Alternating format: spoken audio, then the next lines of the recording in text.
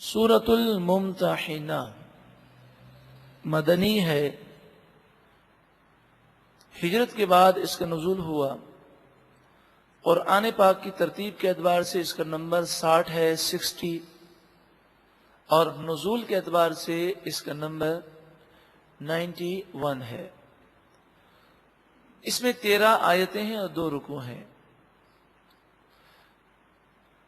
بسم اللہ الرحمن الرحیم، اللہ کے نام سے شروع جو بہت زیادہ مہربان نہایت رحم کرنے والا۔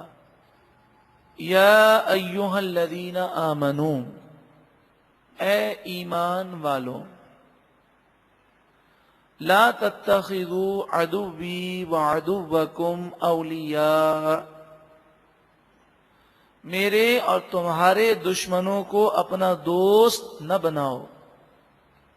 جو میرے بھی دشمن ہیں اور تمہارے بھی دشمن ہیں، تو اے ایمان والو انہیں اپنا دوست نہ بناؤ۔ تلقون الیہم بالمودۃ، تم محبت کی وجہ سے، الفت کی وجہ سے ان کی طرف خبروں کو ڈالتے ہو، یعنی انہیں راز کی باتیں بتاتے ہو۔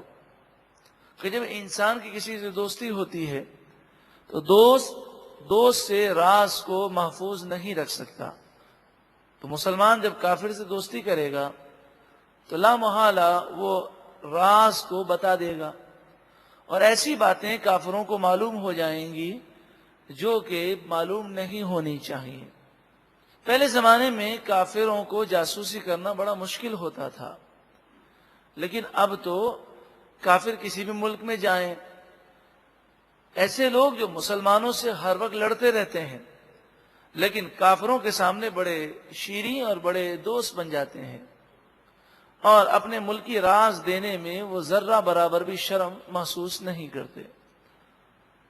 وَقَدْ كَفَرُوا، اور بے شک انہوں نے کفر کیا، انکار کیا، بما جاءکم من الحق، ان تمام باتوں کا انکار کیا جو حق تمہارے پاس آیا۔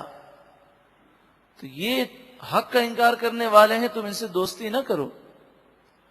یخرجون الرسول، یہ وہ لوگ ہیں جنہوں نے رسول صلی اللہ علیہ وسلم کو مکہ مکرمہ سے نکالا، یعنی ان کی حرکتوں کی وجہ سے ہم نے حضور کو حکم دیا کہ آپ ہجرت کر جائیں۔ وَإِيَّاكُمْ، اور تمہیں بھی انہوں نے مکے سے نکال دیا۔ یہ ساری باتیں تمہیں بتائی جاتی ہیں، ان تؤمنوا باللہ ربکم، یہ کہ تم ایمان رکھو اللہ پر جو تمہارا رب ہے۔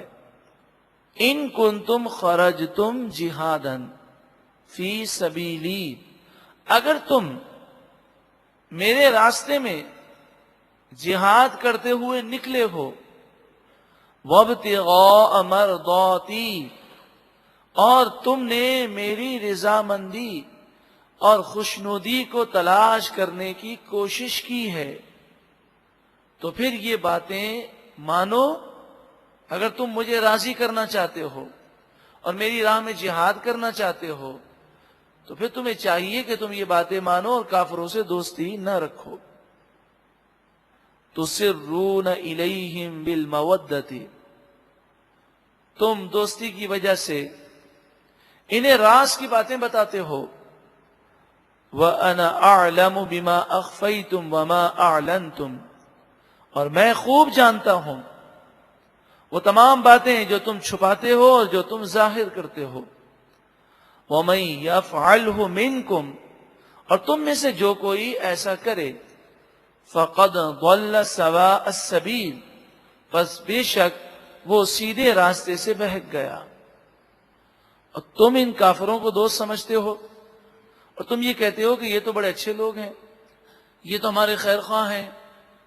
ہاں بھائی، جو کافر ہمارا دشمن ہے ہم اس سے دوستی نہ کریں، لیکن وہ کافر جو ہمارے خیر خواہ ہیں ان سے دوستی کرنا، ان سے محبت کا اظہار کرنا، اس میں کیا حرج ہے؟ تو فرمایا یہ مطلبی لوگ ہیں، اگر تم سے دوستی کرتے ہیں تو کسی مجبوری کی وجہ سے، اور موقع ہاتھ میں آ جائے تو یہ پھر تمہارا کوئی لحاظ نہیں رکھیں گے.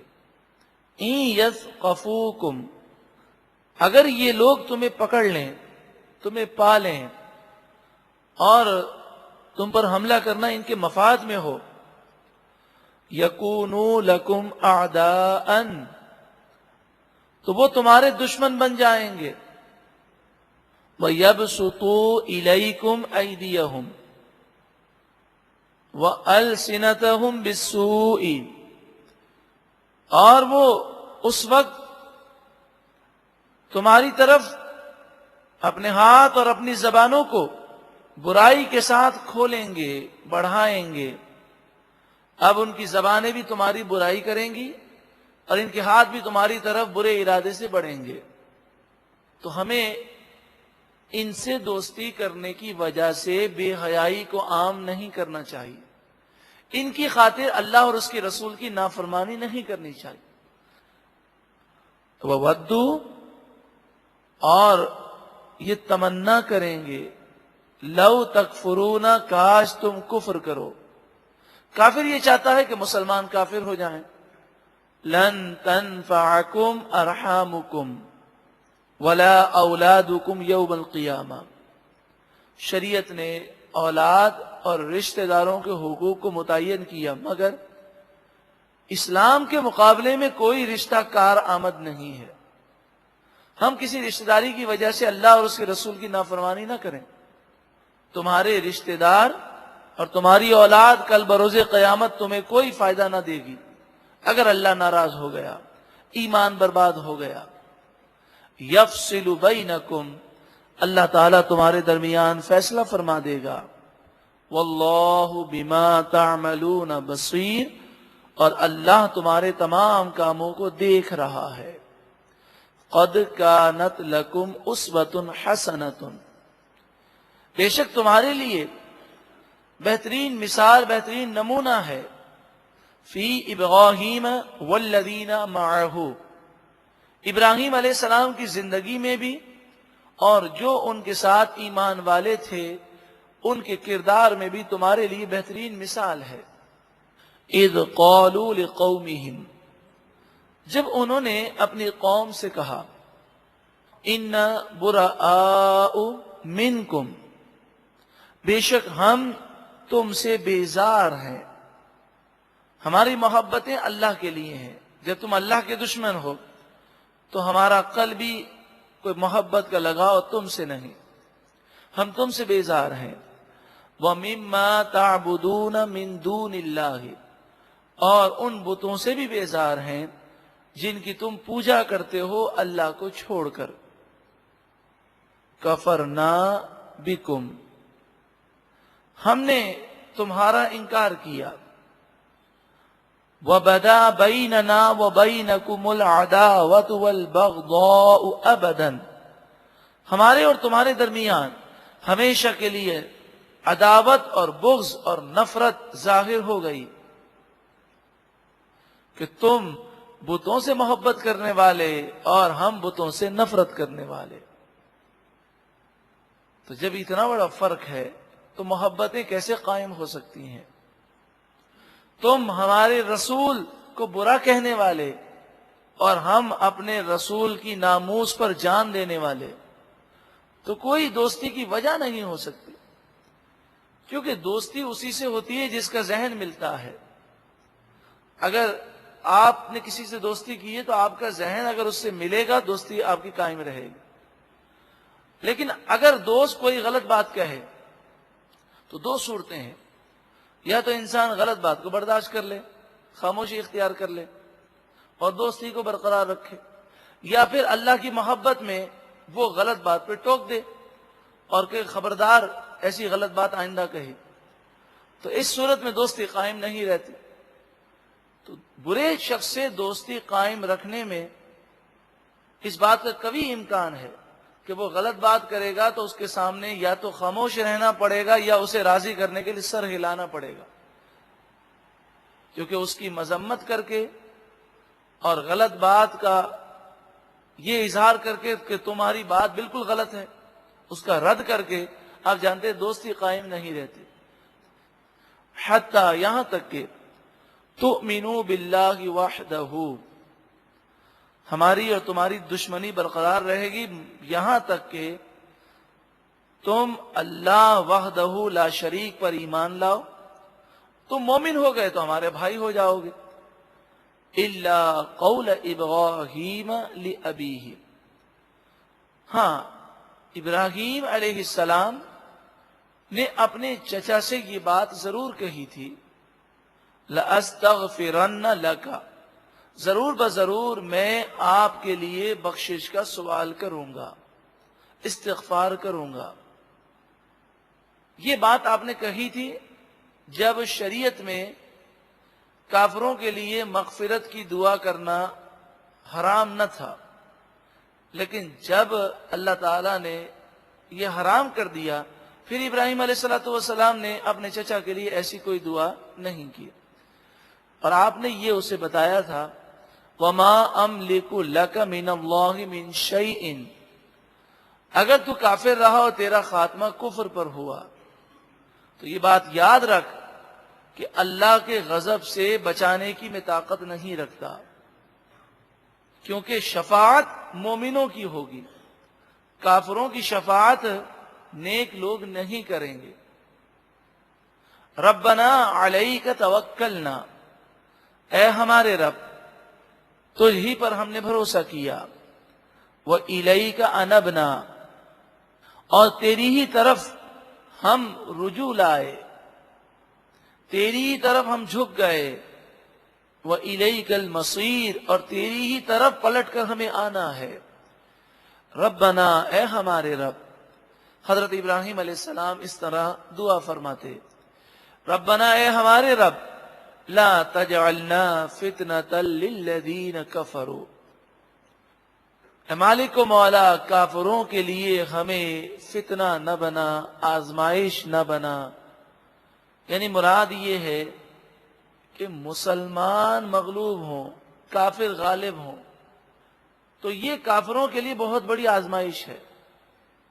کیونکہ جب کوئی غلبے پر ہوتا ہے تو اس وقت غرور و تکبر بہت زیادہ ہوتا ہے. تو جب مسلمانوں کو مغلوب دیکھے گا تو وہ اپنے کفر پر اور زیادہ ضدی ہو جائے گا. اللہ رب العالمین کافروں کو اس طرح آزمائش میں ڈالتا ہے اور وہ اس میں ناکام ہو جاتے ہیں، وہ سمجھتے نہیں ہیں اور وہ مزید مغرور ہو جاتے ہیں.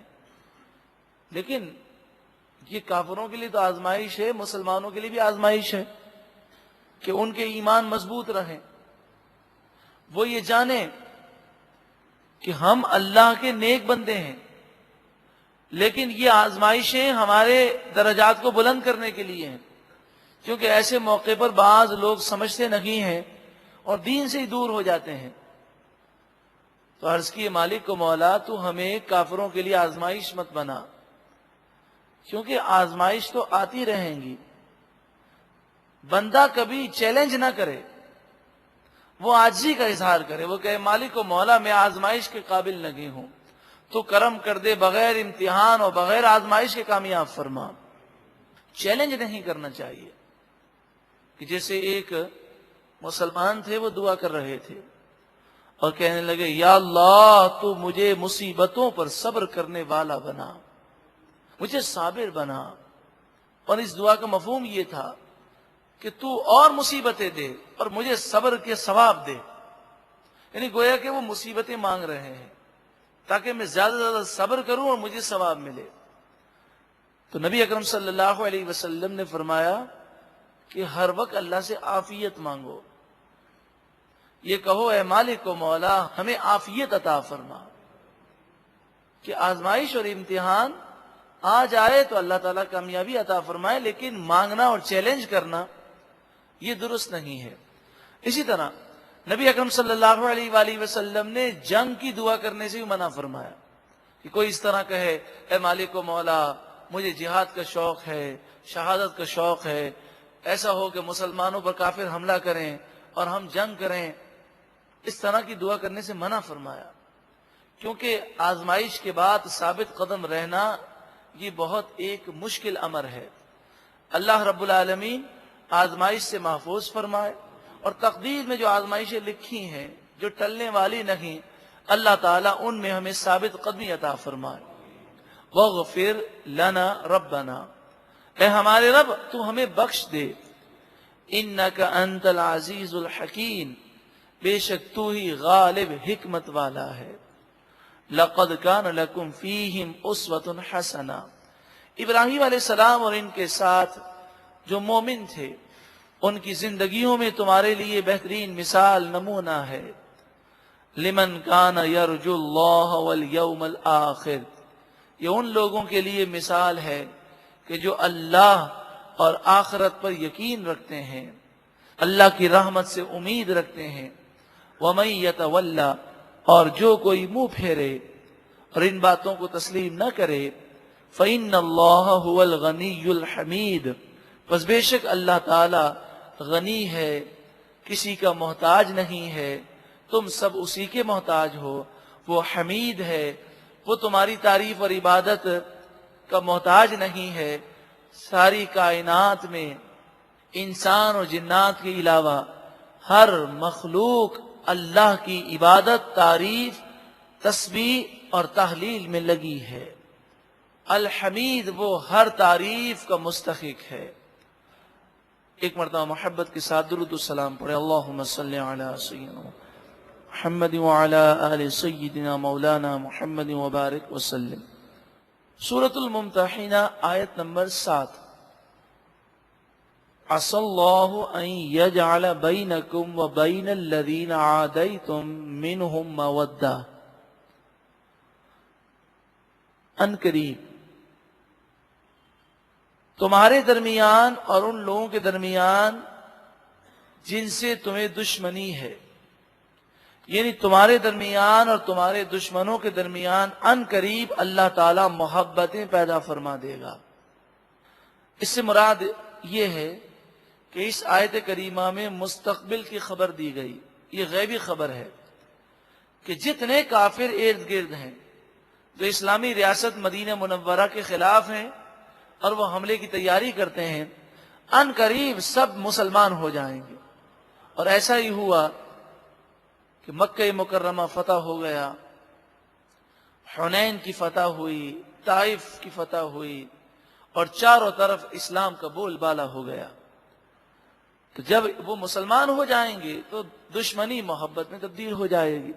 واللہ قدیر، اور اللہ تعالیٰ اس پر قادر ہے۔ واللہ غفور الرحیم، اور اللہ بخشنے والا مہربان ہے۔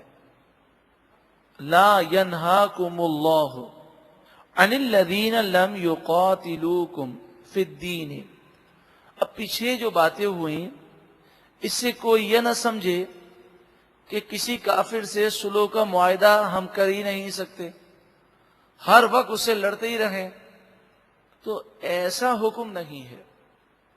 نبی اکرم صلی اللہ علیہ وآلہ وسلم نے یہودیوں سے، عیسائیوں سے اور کئی قبائل سے آپ نے صلح کے معاہدے فرمائے، لیکن ایک بات ضرور ہے کہ جب صلح کی جائے یا صلح کا معاہدہ کیا جائے تو اس بات میں، اس معاہدے میں اس بات کا خیال رکھنا ضروری ہے کہ اسلام کو نقصان نہیں پہنچنا چاہیے، اللہ اور اس کے رسول کی نافرمانی نہیں ہونی چاہیے۔ تو فرمایا گیا کہ ایسے کافر کہ جن کے بارے میں تمہیں یہ خطرہ ہے کہ صلح کا معاہدہ کر کے وہ تمہیں دھوکہ دیں گے اور صلح کے معاہدے کے ذریعے تمہیں نقصان پہنچائیں گے، تو ان سے صلح کا معاہدہ مت کرنا۔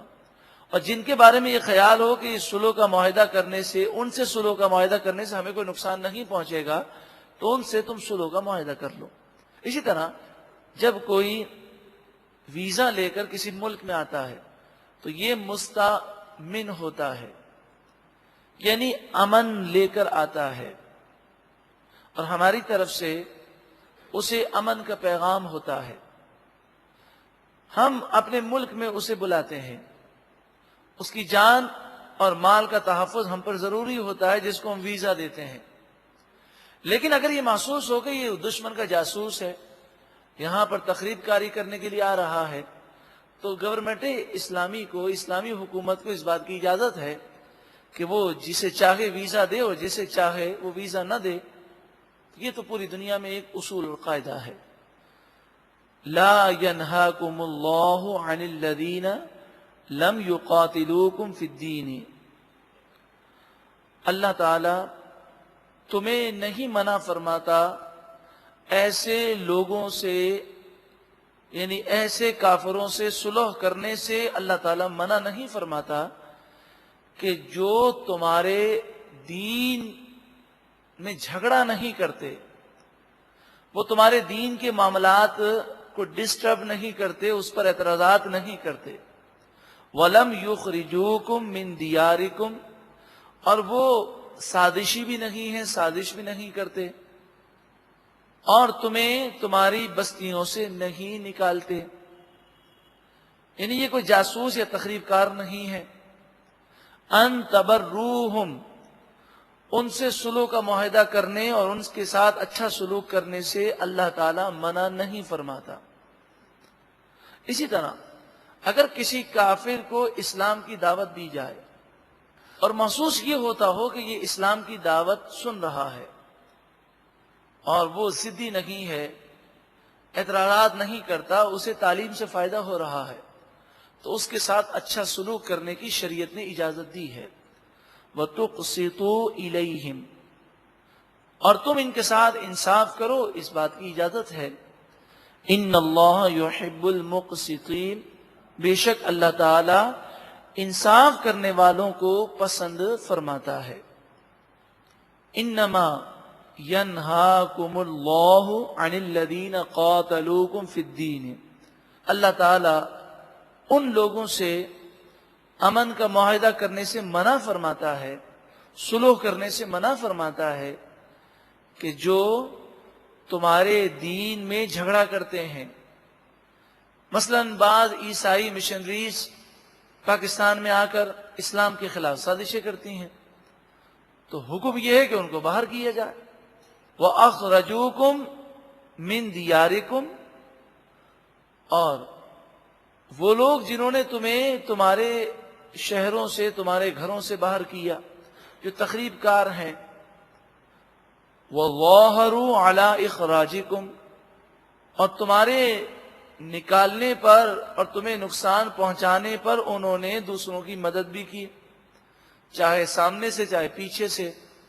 ان تولوہم، ان سے تعلقات رکھنے سے اللہ تعالی نے تمہیں منع فرمایا.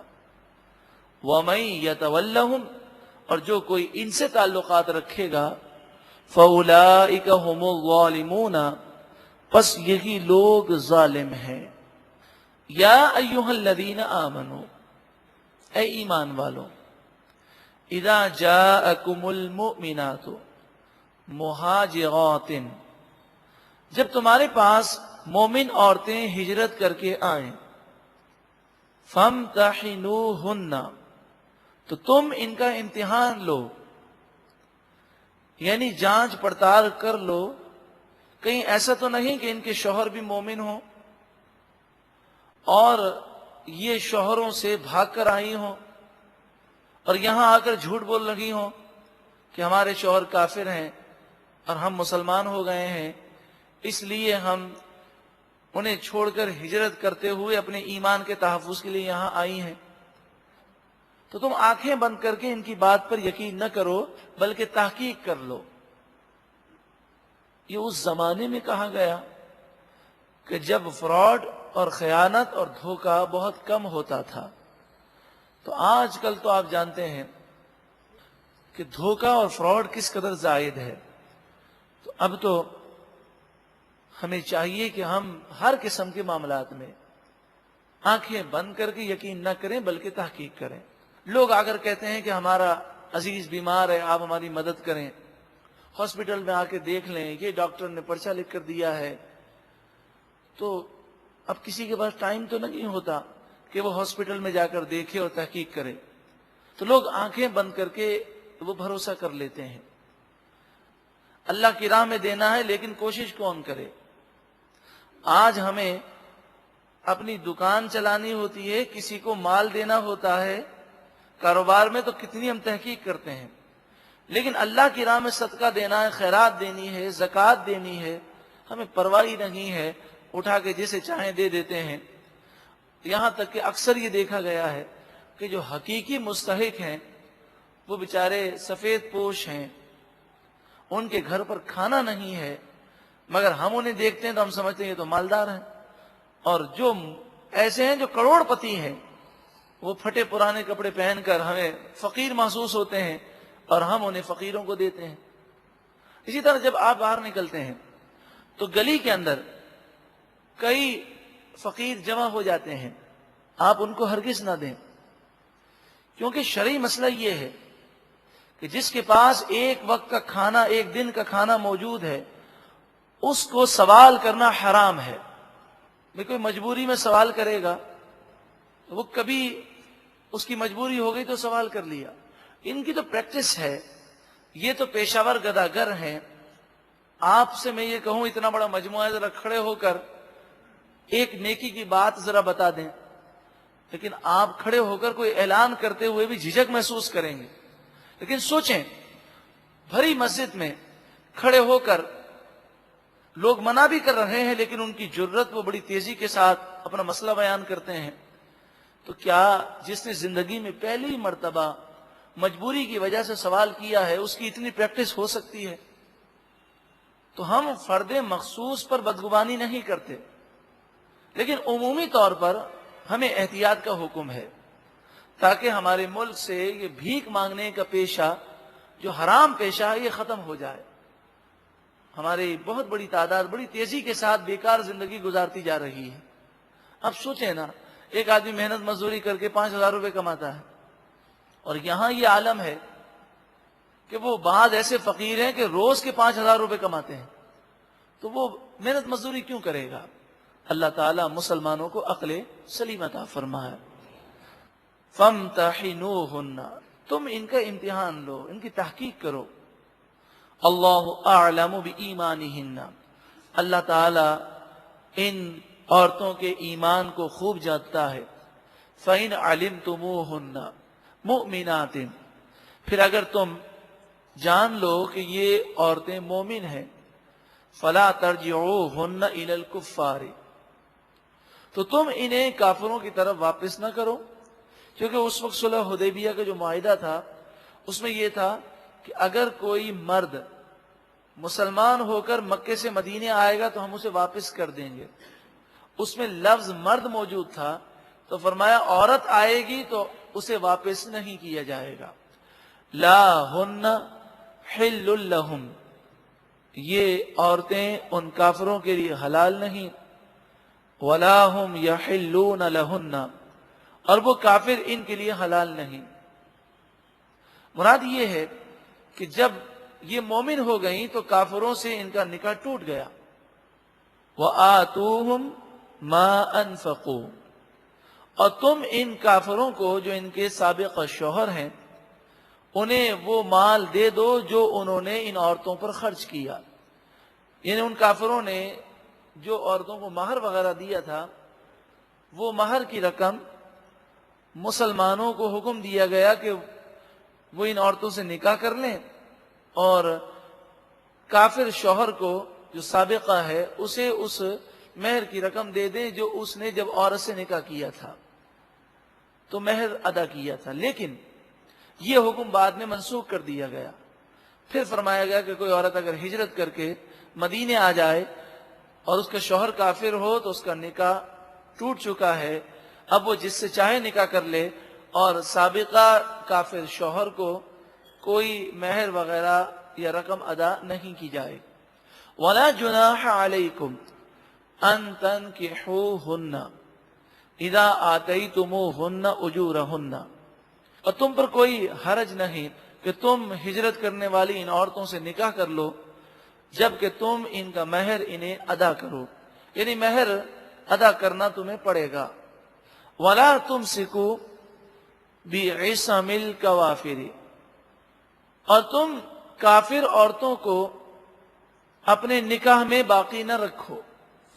یعنی اگر مرد مسلمان ہو گیا اور عورت کافر ہے تو وہ نکاح میں رہتی تھی، پھر یہ حکم نازل ہوا کہ اگر مرد اور عورت میں سے کوئی بھی کافر ہے تو نکاح ختم ہو چکا، اب نکاح باقی نہ رہے گا، تو ان کافر عورتوں کو اپنے نکاح میں باقی نہ رکھو۔ یا اگر مسلمان مرد ہو اور عورت مرتد ہو جائے تو پھر اس سے اس کا نکاح باقی نہیں رہتا۔ اسلامی گورنمنٹ میں قاعدہ یہ ہے کہ قاضی کے سامنے اس عورت کو پیش کیا جائے اور قاضی اسے قید کر لے، جب تک وہ اسلام نہ لائے اس وقت تک وہ قید میں رہے گی، اور جب اسلام لائے گی تو زبردستی اسی سابقہ شوہر سے اس کا نکاح کیا جائے گا۔ یہ قاعدہ اس لیے مقرر کیا گیا کہ جب مسلمان عورتیں اپنے شوہر سے نجات پانا چاہتی ہیں تو وہ مرتد ہو جاتی ہیں، کہ مرتد ہونے سے نکاح ٹوٹ جاتا ہے، تو فرمایا یہ قاعدہ ہے۔ لیکن پھر اعلیٰ حضرت امام اہل سنت امام احمد رضا علیہ الرحمہ نے قرآن و حدیث کے دلائل کی روشنی میں فرمایا کہ پہلے قاضی ہوتے تھے جو انصاف کو قائم کر سکتے تھے۔ فی زمانہ جب عورتوں کو معلوم ہوگا کہ مرتد ہونے سے نکاح سے ہم باہر ہو جاتے ہیں تو پھر عورتیں نکاح سے باہر ہونے کے لیے وہ مرتد ہونا شروع ہو جائیں گی۔ پھر کوئی قاضی تو نہیں کہ زبردستی ان کا نکاح دوبارہ اسی سابقہ شوہر سے کروا سکے۔ تو اعلیٰ حضرت امام اہل سنت کی یہ تحقیق ہے کہ اگر عورت مرتد ہو جائے تو شوہر اس کے قریب نہیں جائے گا، لیکن جب وہ عورت دوبارہ تجدید ایمان کر لے گی تو وہ پہلے ہی شوہر کے نکاح میں باقی رہے گی۔ ہاں احتیاطاً عورت کے لیے لازمی ہے کہ وہ تجدید نکاح کر لے، لیکن اگر مرد مرتد ہو گیا اور اس کی زبان سے کلمہ کفر نکل گیا تو پھر یہ بات یاد رکھیں کہ عورت اس کے نکاح سے باہر ہو جائے گی۔ پھر تجدید ایمان کے بعد تجدید نکاح بھی ضروری ہے، اور تجدید نکاح میں عورت کی مرضی ہے کہ وہ نکاح میں آنا چاہے یا نہ آنا چاہے۔ اس لیے مردوں کے لیے تو اس میں بہت زیادہ سختی ہے۔ وَاسْأَلُوا، اور تم مانگو، مَا أَنفَقْتُمْ، جو تم نے خرچ کیا۔ اگر کوئی عورت مرتد ہو کر کافر کے نکاح میں چلی جائے تو تم اس کافر سے اپنا خرچہ مانگ سکتے ہو جو تم نے اس عورت پر کیا ہے، لیکن یہ سارے احکامات منسوخ ہو گئے۔ اب اگر عورت مرتد ہو جائے تو اس کا وہی حکم ہے جو میں نے ابھی عرض کیا۔ وَلْيَسْأَلُوا مَا أَنفَقُوا، اور چاہیے کہ وہ کافر تم سے مانگیں جو انہوں نے خرچ کیا، لیکن یہ حکم بھی منسوخ ہے۔ اگر کوئی کافر عورت مسلمان ہو کر کسی مسلمان سے نکاح کرتی ہے تو اس کافر کو کوئی معاوضہ نہیں دیا جائے گا۔ ذالکم حکم اللہ، یہ اللہ تعالیٰ کا حکم ہے۔ یحکم بینکم، اللہ تعالیٰ تمہارے درمیان حکم فرماتا ہے، فیصلہ فرماتا ہے۔ واللہ علیم حکیم، اور اللہ تعالیٰ علم والا، حکمت والا ہے۔ وَإِن فَاتَكُمْ شَيْءٌ مِّنْ أَزْوَاجِكُمْ إِلَى الْكُفَّارِ، اور اگر تمہاری کوئی بیوی تم سے جدا ہو کر کافروں کی طرف چلی جائے، یعنی وہ عورت مرتد ہو جائے اور کافروں کے پاس جا کر وہ نکاح کر لے، اور اگر تمہاری بیویوں میں سے کوئی تم سے فوت ہو جائے یعنی دور ہو جائے، الی الکفاری، اور کافروں کی طرف چلی جائے، فعاقبتم، پھر تمہاری جنگ ہو اور تم کافروں سے بدلہ لو، فآتوا الذین ذهبت ازواجهم مثل ما انفقوا، تو جن کی بیویاں مرتدہ ہو کر کافروں کے پاس چلی گئیں، ان کافروں سے جنگ سے جو مال غنیمت ملے گا، اس غنیمت کے مال سے اس شخص کو حصہ دیا جائے گا کہ جس کی بیوی مرتد ہو کر کافروں کے پاس چلی گئی۔ جو اس نے اس عورت پر خرچہ کیا تھا، مہر وغیرہ دیا تھا، مثل ما انفقوا، جو ان مسلمانوں نے خرچ کیا اس کی قیمت دی جائے گی۔ لیکن مفسرین فرماتے ہیں یہ حکم بھی بعد میں منسوخ کر دیا گیا۔ وَاتَّقُوا اللَّهَ الَّذِي أَنْتُمْ بِهِ مُؤْمِنُونَ، اور اللہ تعالیٰ سے ڈرو، اس اللہ سے جس پر تم ایمان رکھنے والے ہو۔ بار بار آپ نے منسوخ کا لفظ سنا۔ منسوخ سے مراد یہ ہے کہ اللہ تعالیٰ علیم ہے، خبیر ہے۔ اس نے کوئی حکم نازل کیا ایک مخصوص وقت تک، جب وہ وقت پورا ہو گیا تو دوسرا حکم آ گیا، تو اسے کہتے ہیں منسوخ ہونا۔ منسوخ کے یہ معنی نہیں باطل ہو جانا، بلکہ اللہ تعالیٰ پہلے ہی سے جانتا ہے کہ یہ حکم 1 سال کے لیے نازل ہو رہا ہے، یہ 3 سال کے لیے نازل ہو رہا ہے، وقت کی ضرورت تھی۔ جب حالات بدل گئے تو دوسرا حکم آیا، اور وہ پہلے سے طے تھا کہ اتنے وقت کے بعد دوسرا حکم آئے گا، گو کہ عام مسلمانوں کو اس بات کا علم نہیں تھا۔ یا ایھا النبی، اے نبی، اذا جاءک المؤمنات، جب آپ کے پاس مومن عورتیں آئیں، یبایعنک، اور وہ آپ سے بیعت کریں، آپ کے سامنے وہ اس بات کا عہد کریں، علی اللہ یشرکن باللہ شیئا، کہ وہ اللہ کے ساتھ کسی چیز کو شریک نہیں ٹھہرائیں گی، ولا یسرقن، اور وہ چوری نہیں کریں گی، ولا یزنین، اور وہ بدکاری نہیں کریں گی، ولا یقتلن اولادہن، اور وہ عورتیں اپنی اولاد کو قتل نہیں کریں گی، ولا یأتین ببہتان، اور وہ کوئی بہتان نہیں لے کر آئیں گی، یفترینہ بین ایدیہن وارجلہن، جسے اپنے ہاتھوں اور پاؤں کے درمیان یعنی موضع ولادت میں اٹھائیں۔ مراد اس سے یہ ہے کہ زمانے جاہلیت میں ایسا ہوتا تھا کہ بعض عورتیں پرائے بچے کو لے کر آتی اور شوہر کو دھوکہ دیتی اور کہتی ہیں یہ ہمارے پیٹ سے جنا ہوا ہے، اس سے منع کیا گیا۔ وَلَا يَعْصِينَكَ فِي مَعْرُوفٍ، اور اچھی بات میں تمہاری نافرمانی نہ کریں گی، فَبَايِعْهُنَّ، تو ان سے بیعت لو، وَاسْتَغْفِرْ لَهُنَّ اللَّهُ، اور اللہ سے ان کی مغفرت چاہو، إِنَّ اللَّهَ غَفُورٌ رَحِيمٌ، بے شک اللہ بخشنے والا مہربان ہے۔